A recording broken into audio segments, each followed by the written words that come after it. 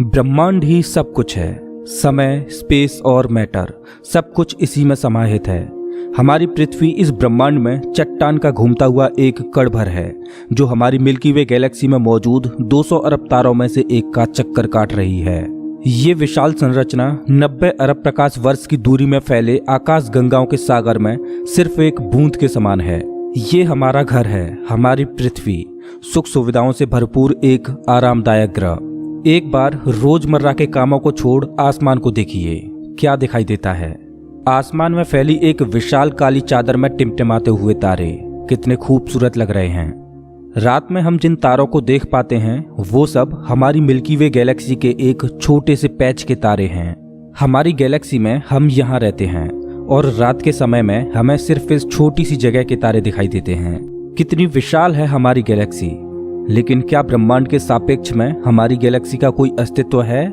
नमस्कार दोस्तों, मैं हूं श्याम तोमर। स्वागत करता हूं आपका इस एपिसोड में, जिसमें हम ब्रह्मांड के आखिरी छोर तक का सफर करेंगे। तो अपनी सीट बेल्ट बांध लीजिए, क्योंकि हमारा ये सफर बहुत ही रोमांचक और खतरों से भरा होने वाला है। तो चलिए पृथ्वी की सतह से उड़ान भरते हैं और ब्रह्मांड के आखिरी छोर की ओर चलते हैं। जैसे जैसे हम पृथ्वी की सतह से ऊपर उठते जा रहे हैं, वैसे वैसे हमें पृथ्वी की सतह ब्लू स्फीयर की तरह दिखने लगी है। यह है इंटरनेशनल स्पेस स्टेशन, इंसानों द्वारा स्पेस में बनाई गई सबसे बड़ी चीज। ये 27,580 किलोमीटर प्रति घंटे की रफ्तार से पृथ्वी के चक्कर काट रहा है, जो कि पृथ्वी की सतह से लगभग 400 किलोमीटर ऊपर है। और ये 24 घंटे में लगभग 16 बार पृथ्वी के चारों ओर घूम जाता है। जैसे ही हम इंटरनेशनल स्पेस स्टेशन से और ऊपर जाते हैं, तो हमें इंसानों द्वारा बनाई गई कुछ और चीजें दिखाई देती हैं। सैटेलाइट्स। अंतरिक्ष में इंसानों द्वारा भेजी गई हजारों सैटेलाइट्स पृथ्वी का चक्कर काट रही हैं। सैटेलाइट्स का अंतरिक्ष में एक जाल सा बिछा हुआ है। चलिए और ऊपर चलते हैं। इतने ऊपर से पृथ्वी का नजारा तो देखिए, कितना खूबसूरत लग रहा है हमारा ये नीला ग्रह। हम पहुंच चुके हैं चांद के पास। हमसे पहले यहाँ पर 12 एस्ट्रोनॉट्स आ चुके हैं, जिनमें नील आर्मस्ट्रांग पहले व्यक्ति थे जो इसकी सतह पर उतरे थे, और उनके पैरों के निशान आज भी चांद की सतह पर देखे जा सकते हैं। चांद पर कोई वायुमंडल नहीं है, इस वजह से ये निशान सदियों तक ऐसे ही बने रहेंगे। हम अभी अपने घर से लगभग 4 लाख किलोमीटर दूर हैं और चंद्रमा से हमारा ग्रह कुछ इस तरह का दिखाई देता है। ऐसा लग रहा है जैसे अंतरिक्ष में एक ब्लू मार्बल रखी हो। चांद की सतह एक बैटल फील्ड की तरह लग रही है, जिसने पिछले अरबों सालों से कॉमेट्स और एस्ट्रॉइड्स की मार को झेला है। चांद का कोई वायुमंडल नहीं है जो कि कॉमेट्स या एस्ट्रॉइड्स को स्पेस में ही जला दे। सौभाग्य से हमारी पृथ्वी का वायुमंडल है जो हमें स्पेस से आने वाले खतरों से बचाता है। चलिए अंतरिक्ष में एक लंबी छलांग लगाते हैं। ये है हमारे सौर मंडल का सबसे चमकीला ग्रह वीनस। इसको पृथ्वी की छोटी बहन बोला जाता है, क्योंकि ये पृथ्वी की ही तरह रॉकी प्लैनेट है, जिसकी ग्रेविटी लगभग पृथ्वी के ही समान है। लेकिन ये ग्रह एक नर्क की तरह है, क्योंकि इस पर होती है भयंकर बारिश, पानी की नहीं बल्कि एसिड की।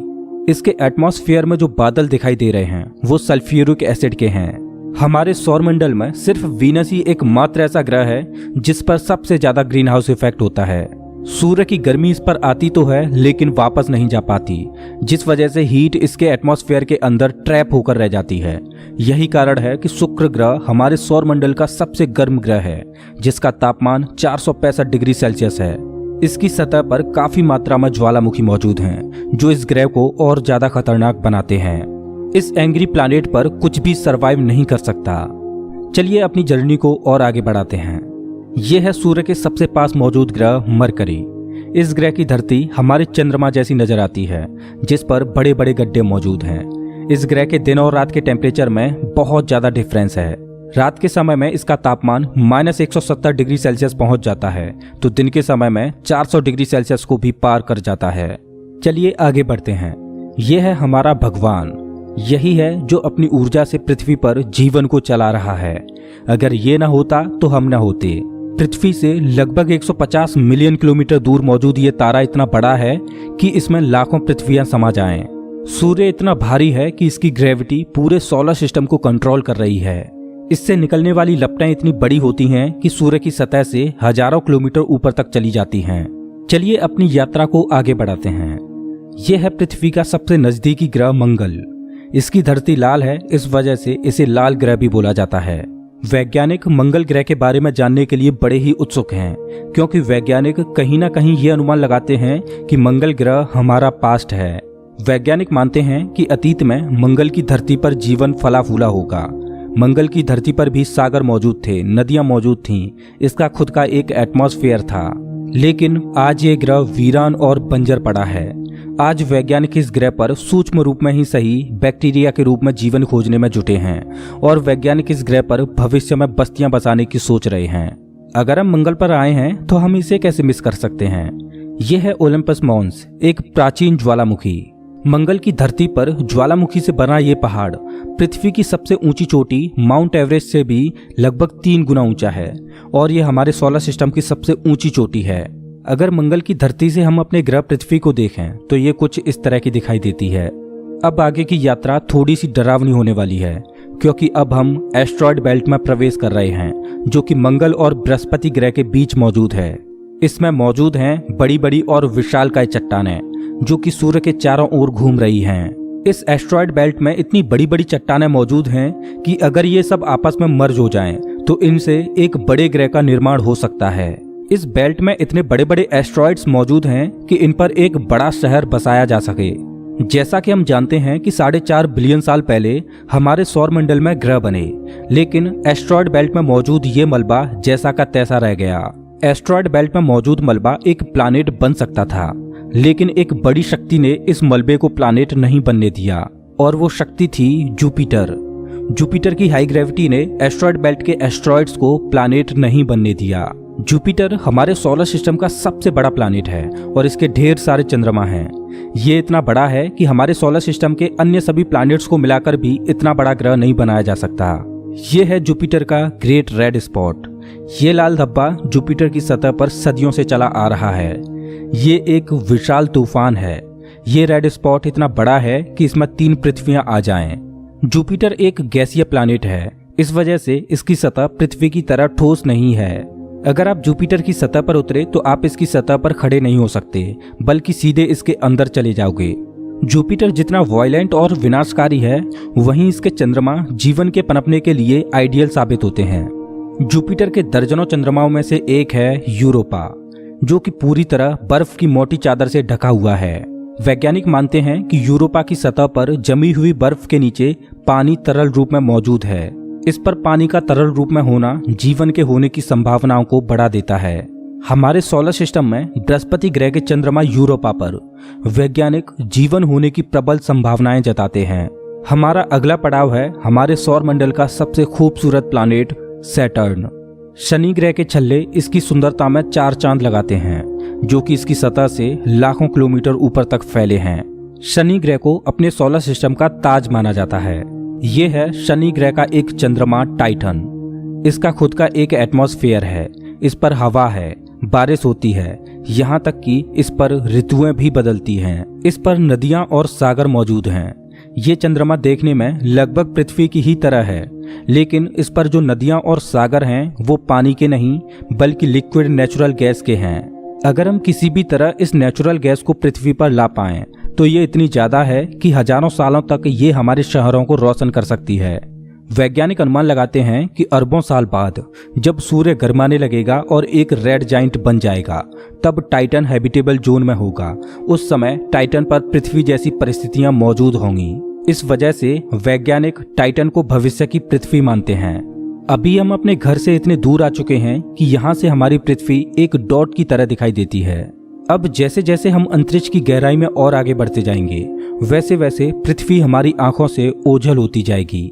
हमारा अगला पड़ाव है यूरेनस। प्राचीन समय में यूरेनस और नेपच्यून के बारे में कोई भी जानकारी नहीं थी, जब तक कि टेलीस्कोप का आविष्कार नहीं हुआ। हमारी सौर व्यवस्था का सबसे आखिरी प्लैनेट है नेपच्यून। हमारा सोलर सिस्टम बहुत बहुत बड़ा है, लेकिन नेपच्यून के बाद भी हमारा सोलर सिस्टम खत्म नहीं हो जाता। अपने सोलर सिस्टम की गहराई में हम आगे बढ़ते हैं तो हम पहुंच जाते हैं कुइपर बेल्ट में, जो पिछली एस्ट्रॉयड बेल्ट से 20 गुना चौड़ी और 200 गुना ज्यादा फैली है। ग्रहों की लिस्ट से बेदखल किया जाने वाला प्लूटो भी इसी कुइपर बेल्ट का सदस्य है। कुइपर बेल्ट में एस्ट्रॉयड बेल्ट से भी ज्यादा बड़े बड़े ऑब्जेक्ट्स मौजूद हैं, जिनकी खुद की ग्रेविटी की वजह से इनके चंद्रमा भी हैं। चलिए कुइपर बेल्ट को पार करके आगे चलते हैं। हमारी पृथ्वी से 13 बिलियन किलोमीटर दूर ये है सूर्य से सबसे दूर मौजूद ऑब्जेक्ट सेडना।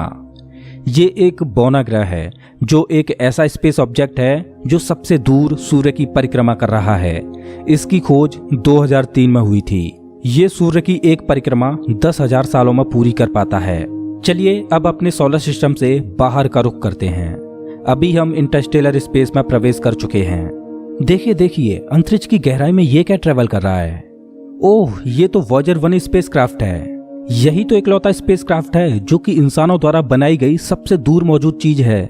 ये पृथ्वी से अब तक 19 अरब किलोमीटर दूर जा चुका है। इस स्पेसक्राफ्ट ने अंतरिक्ष के काफी सवालों से पर्दा उठाया है। ये बंदूक से निकली बुलेट से भी 20 गुना तेज ट्रेवल कर रहा है। चलिए अपनी यात्रा को और आगे बढ़ाते हैं। अभी हम अपने सोलर सिस्टम की हदों से इतने दूर आ चुके हैं कि यहाँ से हमारा सूर्य एक आम तारे की तरह दिखाई दे रहा है, लेकिन इतनी दूर से भी इसकी ग्रेविटी को महसूस किया जा सकता है, क्योंकि अरबों की संख्या में यहाँ पर कॉमेट्स को देखा जा सकता है जो सूर्य की ग्रेविटी से बंधे हुए हैं। इन कॉमेट्स में इतना ज्यादा पानी है कि अगर ये सब इकट्ठे हो जाएं, तो ये पृथ्वी से भी ज्यादा बड़े और गहरे सागरों को भर दें। वैज्ञानिक मानते हैं कि पृथ्वी पर ज्यादातर पानी कॉमेट्स के द्वारा ही आया है। पेंसपर्मिया थ्योरी के अनुसार पृथ्वी पर जीवन कॉमेट्स के द्वारा ही धरती पर आया। अंतरिक्ष में तैर रही इन छोटी छोटी बर्फीली चट्टानों में जीवन सूक्ष्म रूप में बैक्टीरिया की फॉर्म में मौजूद हो सकता है। कॉमेट्स का एक विशाल बादल हमारे सौर मंडल को घेरे हुए है, जिसे ऑर्ट क्लाउड बोला जाता है।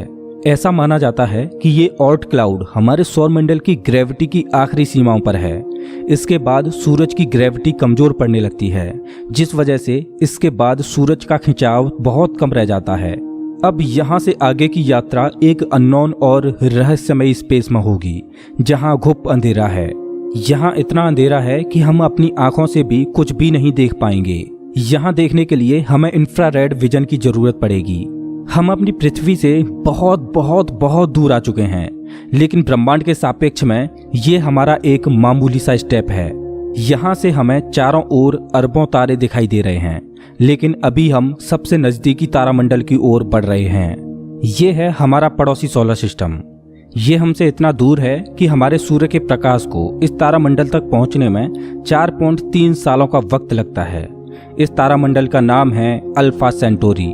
इस तारामंडल में 3 तारों का समूह है, जिनमें अल्फा सेंटोरी ए और अल्फा सेंटोरी बी तारे आपस में बाइनरी स्टार सिस्टम के तहत जुड़े हुए हैं। इस तारामंडल में प्रॉक्सिमा सेंटोरी बी नामक ग्रह मौजूद है, जो पृथ्वी की ही तरह हैबिटेबल जोन में है और इस ग्रह पर एलियन लाइफ मौजूद हो सकती है। चलिए अपनी यात्रा को आगे बढ़ाते हैं। पृथ्वी से हम 10 प्रकाश वर्ष दूर आ चुके हैं और हमारे सामने ये एक बेबी स्टार है, जिसने अभी अपना जीवन शुरू ही किया है और इस तारामंडल में अभी ग्रहों का जन्म होना बाकी है। हो सकता है कि इस तारामंडल में किसी ऐसे ग्रह का जन्म हो जाए जो हमारी पृथ्वी की ही तरह जीवन को धारण करने योग्य हो, लेकिन अभी इसमें अरबों सालों का वक्त लगेगा। अपनी यात्रा को आगे बढ़ाते हैं। अभी हम पृथ्वी से 20 प्रकाश वर्ष दूर आ चुके हैं और अभी हम ऐसे तारामंडल से होकर गुजर रहे हैं जिसका जन्म हमारे सोलर सिस्टम के साथ ही हुआ था। इस तारे का नाम है ग्लीस 581 और इसकी सबसे बड़ी खास बात यह है कि इस तारे का चक्कर लगा रहा है एक ऐसा ग्रह जो हमारी पृथ्वी से बिल्कुल मेल खाता है और इस ग्रह पर एलियन सिविलाइजेशन होने की प्रबल संभावना है। वैसे तो हमारी मिल्की वे गैलेक्सी में अरबों तारे हैं, जिनकी यात्रा करना तो दूर, उनको पूरे जीवन काल में गिनना भी संभव नहीं है। तो चलिए अपनी यात्रा को आगे बढ़ाते हुए मिल्की वे गैलेक्सी से बाहर निकलते हैं। ये है हमारी मिल्की वे गैलेक्सी, जो अरबों तारों का घर है, जिनमें से हमारा सूर्य भी एक है। ये गैलेक्सी इतनी विशाल है कि अगर इसके एक छोर से प्रकाश ट्रेवल करे तो लाइट को भी इसके एक छोर से दूसरे छोर तक पहुंचने में 1,05,700 सालों का समय लगेगा। लेकिन ब्रह्मांड में मौजूद बड़ी बड़ी विशालकाय गैलेक्सियों के सामने हमारी गैलेक्सी कुछ भी नहीं। यूनिवर्स में मिल्की वे से भी कई गुना बड़ी गैलेक्सियां मौजूद हैं। तो चलिए अपने सोलर सिस्टम और अपनी गैलेक्सी को पीछे छोड़ते हुए इंटर गैलेक्टिक स्पेस में प्रवेश करते हैं। इंटर गैलेक्टिक स्पेस में प्रवेश करके हमें दूर दूर तक अरबों गैलेक्सियां दिखाई दे रही हैं, लेकिन ये सभी गैलेक्सियां झुंड में हैं और ये है हमारी गैलेक्सियों का झुंड, जिसमें हमारी गैलेक्सी मिल्की वे और अन्य पड़ोसी गैलेक्सियां मौजूद हैं। गैलेक्सियों के इस छोटे से झुंड को लोकल ग्रुप बोला जाता है। गैलेक्सियों का ये लोकल ग्रुप 10 मिलियन प्रकाश वर्ष में फैला हुआ है। जैसे जैसे हम अपनी यात्रा को आगे बढ़ाते जा रहे हैं वैसे वैसे हमें अन्य गैलेक्सियों के झुंड दिखाई देते जा रहे हैं और उनमें भी हमारे लोकल ग्रुप की तरह गैलेक्सियां मौजूद हैं। गैलेक्सियों के कई लोकल ग्रुप्स को मिलाकर एक सुपर क्लस्टर बनता है। अभी हमारे सामने जो मौजूद है वो है वर्गो सुपर क्लस्टर। इसी वर्गो सुपर क्लस्टर में हमारी गैलेक्सियों का लोकल ग्रुप भी शामिल है और हमारी गैलेक्सियों का लोकल ग्रुप इस छोटे से पैच में है। अभी हम अपने घर से इतने दूर आ चुके हैं कि यहाँ से हम अपने सूर्य को तो छोड़ो, यहाँ तक कि अपनी गैलेक्सी को भी छोड़ो, हमारी गैलेक्सियों का लोकल ग्रुप ही एक छोटे से पैच के समान दिखाई दे रहा है। कितना विशाल है ना वर्गो सुपर क्लस्टर। इस वर्गो सुपर क्लस्टर में 100 से ज्यादा गैलेक्सियों के लोकल ग्रुप शामिल हैं और ये 110 मिलियन प्रकाश वर्ष में फैला हुआ है। चलिए अपनी यात्रा को और आगे बढ़ाते हैं। अरे ये क्या, जैसे जैसे हम आगे बढ़ते जा रहे हैं वैसे वैसे हमें वर्गो सुपर क्लस्टर जैसे अनगिनत सुपर क्लस्टर्स दिखाई दे रहे हैं। इस सुपर क्लस्टर्स के समूह को नाम दिया गया है लेनिया सुपर क्लस्टर और हमारा वर्गो सुपर क्लस्टर यहाँ पर है एक छोटे से पैच के समान, जिसमें हमारी गैलेक्सियों का लोकल ग्रुप एक डॉट की तरह भी दिखाई नहीं दे रहा। ये लेनिया सुपर क्लस्टर 520 मिलियन प्रकाश वर्ष में फैला हुआ है, जिसमें लाखों वर्गो सुपर क्लस्टर्स जैसे सुपर क्लस्टर्स मौजूद हैं। चलिए अपनी यात्रा को और आगे बढ़ाते हैं। जैसे जैसे हम आगे बढ़ते जा रहे हैं वैसे वैसे लेनिया सुपर क्लस्टर भी छोटा होता जा रहा है और इतनी दूर से देखने पर लेनिया सुपर क्लस्टर भी एक छोटे से पैच की तरह दिखाई दे रहा है। ओह माय गॉड, मेरा तो दिमाग ही घूम गया। खैर अपनी यात्रा को और आगे बढ़ाते हैं। यह है हमारा ऑब्जर्वेबल यूनिवर्स, जिसमें हमारा लेनिया सुपर क्लस्टर एक छोटे से डॉट की तरह मौजूद है। लेकिन क्या यहीं हमारी यात्रा खत्म हो जाती है? क्या इतना ही बड़ा है ब्रह्मांड? वेल, जैसा कि मैंने अभी बोला, ये है ऑब्जर्वेबल यूनिवर्स यानी ज्ञात ब्रह्मांड। ब्रह्मांड के बारे में हम जो भी जानते हैं वो केवल यहीं तक जानते हैं। हो सकता है कि ब्रह्मांड का विस्तार आगे भी हो जो अनंत तक चलता जा रहा हो, लेकिन वहां से हम तक कोई प्रकाश ही नहीं पहुंच पा रहा हो जिससे हमें ऑब्जर्वेबल यूनिवर्स के बाहर का भी पता चल सके। वैज्ञानिक ये भी अनुमान लगाते हैं कि हो सकता है कि हमारे यूनिवर्स जैसे असंख्य यूनिवर्स और मौजूद हो सकते हैं जिनमें हमारा ये ब्रह्मांड एक विशाल सागर में एक छोटी सी बूंद के समान हो। खैर, मल्टीवर्स यानी एक से ज्यादा ब्रह्मांडों का अस्तित्व है कि नहीं ये कोई नहीं जानता और ना ही हमारे पास मल्टीवर्स यानी महाब्रह्मांड के कोई सबूत हैं। लेकिन ये तो तय है कि ऑब्जर्वेबल यूनिवर्स ही ब्रह्मांड का अंत नहीं हो सकता। इसके बाहर भी कुछ न कुछ मौजूद है जिसका हमें कोई भी ज्ञान नहीं। लेकिन वो क्या हो सकता है? हो सकता है कि हमारा ऑब्जर्वेबल यूनिवर्स भी महाब्रह्मांड में एक छोटे से पैच के समान हो। वेल दोस्तों, आपकी ब्रह्मांड के आखिरी छोर तक की यात्रा कैसी रही प्लीज कमेंट बॉक्स में जरूर बताएं। अगर आपको ये वीडियो पसंद आया हो तो इसे लाइक करें और ऐसे ही मजेदार वीडियोज के लिए चैनल को सब्सक्राइब करें, साथ ही बेल आइकॉन दबाएं।